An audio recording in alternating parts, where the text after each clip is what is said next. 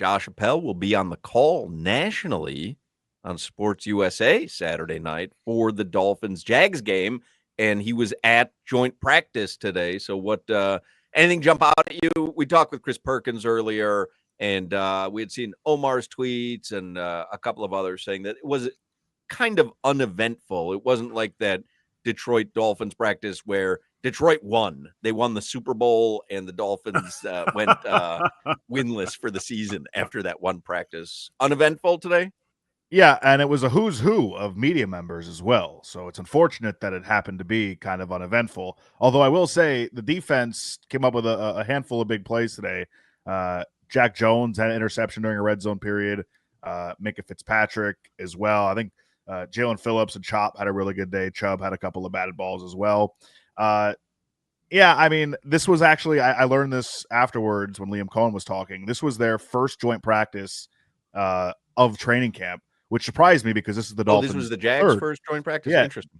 Right. So they're not playing any of their starters on Saturday. And he said post-practice that, had we had one or two joint practices prior to this, we may not have played our guys in our first two preseason games like they did. So I guess they treated their first two preseason games as somewhat of a joint practice, and they're going to sit everybody on Saturday night. But yeah, mostly uneventful today. There were a couple of brouhahas on the far field. One of them ended up finding its way into the indoor facility. That's kind of funny, right? Yeah. Oh my God. It was just a mass of people just slowly moving, but violently also into the opening of the indoor facility. I like slow violence. That's Crowder. I was just thinking to myself, that is Crowder's type of fight, man. Slow, violent, and it just keeps meandering from different location to different location. I could put so many kidneys in a slow, violent fight. Josh, the thought, and it's something I tried to look at, and I didn't see it versus Detroit. But, like, we're expecting Bradley Chubb, Jalen Phillips, Chop Robinson, now Matt Judon. And we've talked about it where it doesn't exclude another cornerback. You just add another pass rusher. Are they dominating? Because Jalen Phillips hasn't practiced in a while. Like, you can see when a front four gets after it. You can see the pocket collapse. You can see it. Are you starting to see that? Yeah, I mean, look, today was definitely a really good day for the Dolphins defense. And I think you got to see a little bit, or we got to see if you were there, a little bit of what they can do. I don't really know like what big picture to take away from these practices, because it was doom and gloom a week ago and we were making these huge declarations on one bad day of practice. And then they've had two or three joint practices since, two, I guess, the second with Detroit and then this one today. And it's been largely fine, a very normal run-of-the-mill joint practice with the slow, violent fights included. Like I said, it was a good day for those guys. It's just hard for me to really glean anything that's like overarching big picture takeaway from these. Hey, Tua talked a lot about, without Tyreek and Waddle at times because of their injuries, that he's been able to really figure out who else he trusts in that wide receiver room. I know, Theo Weiss had a pretty solid game the other day, and in practice, apparently he's been making plays. We're high on Taj Washington. We talked about him the other day. And I know you talked with Nick Westbrook-Akine, and he has a dog, so you love him. Did anybody stand out? Because I don't know, like D. Eskridge, Taj Washington, Weiss, there's definitely a bunch of guys who I feel like have an opportunity to make the roster as a wide receiver, but I don't necessarily know which way the Dolphins are leaning. Well, look, we know Malik Washington kind of burst onto the scene last season as well. He's a guy that Tua was trying to pick out a good bit today. Taj definitely got some targets, although he had one really rough rep in the one-on-one where he literally couldn't get off the line. It was like put into the ground by the opposing corner. I couldn't remember who it was. But Taj, I think, has been really impressive in the preseason and in what I've seen of training camp so far. I mean, those are the guys, right, that are battling for that final spot or spots in that wide receiver room. And I wouldn't be surprised if they keep an extra one just because of the uncertainty around Tyreek Hill. Some of these guys that you think might be on their way out might find themselves on the practice squad. I think, unfortunately, due to Taj Washington playing and being healthy, Malik Washington bursting onto the scene, Theo Weiss is playing well, D. Eskridge is at a good camp. Like, I think this is the last we're seeing of a guy like Eric Ezukanma. I know that's Solana's guy, but I think that's about it on Easy. If anybody's name is Solana's guy, he's gonna get cut. I'm telling you this. It was my guy when it was Skylar Thompson at Eazy in preseason, but without Skylar, he had no chance. Josh, what do you think about this? Haywood Highsmith and maybe now Eric Ezukanma. I mean, holy mackerel. Solana doesn't know what to do. Yeah. Drew Smith is going to replace him with his 5-2-1. But Josh, how do you feel about this? Because I keep saying we need a big target. Weiss is big as hell. Yeah. Like Jalen's a little, Waddle's a little guy, Tyreek's a little guy. Do you think Weiss, not even off talent, just off God-given physical ability of being that bigger target?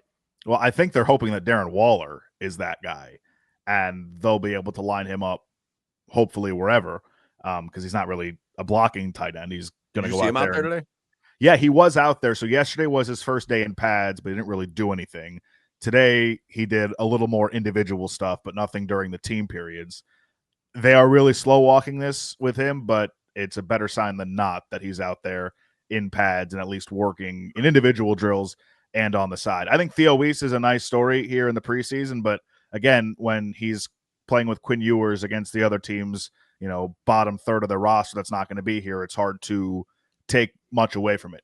I think Theo Weiss is probably going to end up on the practice squad. I have no insider knowledge of that or anything, but this feels like they found something late and someone they could possibly develop, and he's performed so far. So I wouldn't be surprised if they hang on to him and try and develop him from the practice squad. Solana, did you call him Tyrone Weiss earlier? Did I? I don't think so. I think I would. I would have jumped all over. He called him Tyrone Weiss. Because I knew I had a Weiss question, and I wrote Theo down, and he kept Tyrone. I don't think I called him Tyrone Weiss. Pull it up, Jimmy. And also get that sound. Huh?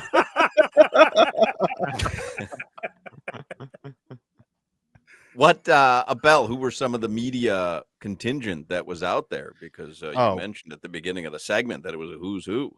Well, first of all, Oronde was there. I saw that. Yeah. Big surprise today. OJ McDuffie was there. John Kangemi, a little Kim Boatcamper, Joe Rose, Pete Prisco was there. Oh, Pete Prisco loves the Jags. Yeah. Cam Wolf from NFL Network. I mean, like I said, it was a who's who. There was a guy from CBS Sports, Dave Richard. I've never heard of him, but he was there. He had CBS Sports on his credential. Again, we used to have Dave Richards on the show, didn't we? Yeah. Yeah, I think so. Didn't we? Am I making that up? No, we did. Yeah, we did. Yeah, George Richards, I think. Well, him as well. Yesterday, there's a very popular YouTube reporter. His name is Dudley Durong. He follows the Dolphins. He's a fan, but he covers the team. And he posted He a fan. And he covers the team. For who? On his YouTube page. Very popular YouTube. Wait a second. You have a YouTube page. What are you doing, Crowder? Crowder's Dudley Durong podcast is up in Wisconsin right now, talking to Jackson Smith and Jigma. We're getting them on tonight. It's gonna be released tomorrow. I don't know what you're doing. Like, there's a lot of people who run YouTube fan pages, but they do really good work at covering the team, reporting on the team. Oh, that's cool. What did Dudley say? Why are you taking a shot at Dudley, man? He's tickled by the name. I follow him as well, and I think he's very good. But Dudley Do-Wrong, I don't know if you know, Solana. There used to be a character, Dudley Do-Right. Great water ride. At Universal, it is. Yeah. So I didn't know if maybe you knew that was a play on the name, but it's cutesy and it's fun. Okay, it is funny. I gotcha. So what did Dudley report? His name is Doug. I got you. No, but it's a play off Dudley Do-Right. I gotcha. Yeah, I don't think you do. I know. I realize that. I'm not certain that you do. But yesterday he was at practice yesterday, and he took a selfie with the entire media contingency at Dolphins practice. Omar Kelly, Isaiah Smalls, Furones, Perk is in there.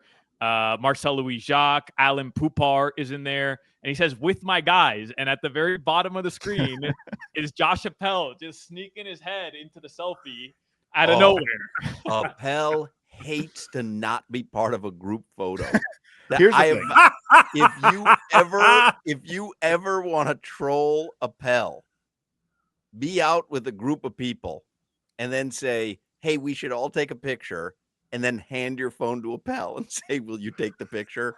He literally bursts into tears. Here's the thing. So you see Travis Wingfield in the background there. He's kind of on his laptop in a zone or whatever, and he's not paying attention to the photo. Everybody in the comments on that picture is now saying, oh, Travis Wingfield must hate all the Dolphins beat writers. Travis Wingfield must hate everybody. He's in his zone. He's so much better than everybody else because they're taking a picture and he's watching practice. And so I didn't want to be that guy. So I just participated. Mike Cunio texts that he didn't make your list of media who's who that was out there today. I didn't even know he was there. Interesting. What a shot. I definitely did not pull into the parking lot at the same time as him and then also secretly snap a photo of him and then send it to you. I did not do either of those two things today. Do you go to Olive Garden? I haven't been in years, but I have been before. And what do you think? The breadsticks are good. Everybody says that. That's about it. I mean, I like my plain butter and noodles at home for free instead of going to Olive Garden. He sent a picture the other night. His dinner was a bowl of penne noodles with butter sauce. It's ridiculous. It delicious. Honestly, it honestly looked like something I used to feed DJ. I ate it with my fingers too. But was that the entirety of your dinner? Just noodles and butter? It was one of those nights we weren't that hungry, so we just had to eat something. We threw some pasta on the, we had some pasta. You should never be as big as you are. You're 6'4". You're eating penne and butter? What was that, like a ronzini? Box of penne. Right. Ronzini, Barilla. What do you think it was? Oh, Publix brand. Publix brand. What's the blue box? Is the blue box Barilla? Barilla. Bogo. So. That one. Bogo. Oh, did I used to love when DJ was young, a Bogo pasta. It didn't matter what the shape, man. Give me a Bogo pasta. Were you dapping up Ryan Clark there during this segment, or you were talking to someone? He brought over my Pepsi because I left it in the room. Ryan Clark has a take, Appel, that croutons are the worst part of a salad. That crouton, right? There's two things about a salad. You need dressing. Salad is a delivery mechanism for dressing. Yeah. And you need croutons. And to be quite honest, most of these restaurants, they're light on the croutons. This is not an expensive item. These aren't fresh cut bacon bits. These are rotten bread. And they sprinkle like 4 croutons. Hey, what are we doing here? Olive Garden's giving out free breadsticks as much as you want. The same ingredients. But if you get bread on your salad at a restaurant, they put like 4 croutons. Ryan Clark doesn't even want those 4. Hey, Ryan, give me those croutons. I'll put them on my salad. Double my number from 4 to 8. That's like an elitist take from Ryan Clark. If I'm being honest. I will take what you just said, Hawk. Who says, hey, put rotten bread on anything and it makes it better? It's not really. I don't really like. That's literally why they named it croutons, because rotten bread sounded terrible on top of your salad.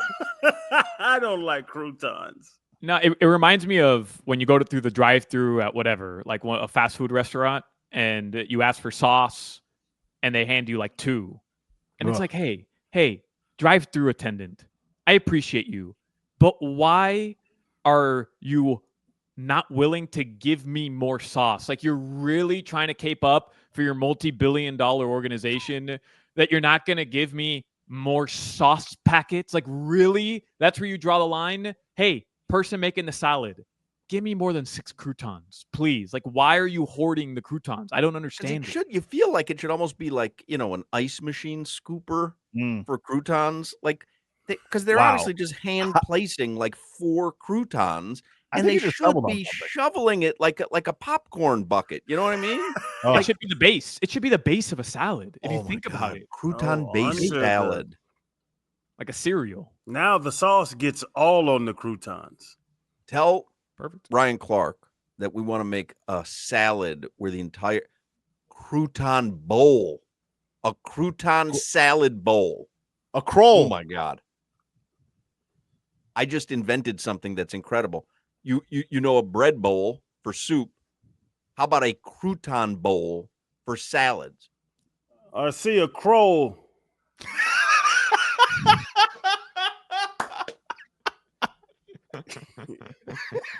He ignored me.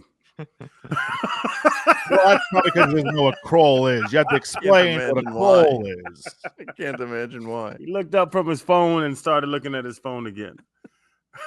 All right. Josh Appel. He's going to be on the call for Sports USA Saturday night, Hard Rock Stadium. Dolphins and Jags preseason finale. Thank you as always, Josh. Always enjoy coming on. Appreciate you guys. Always.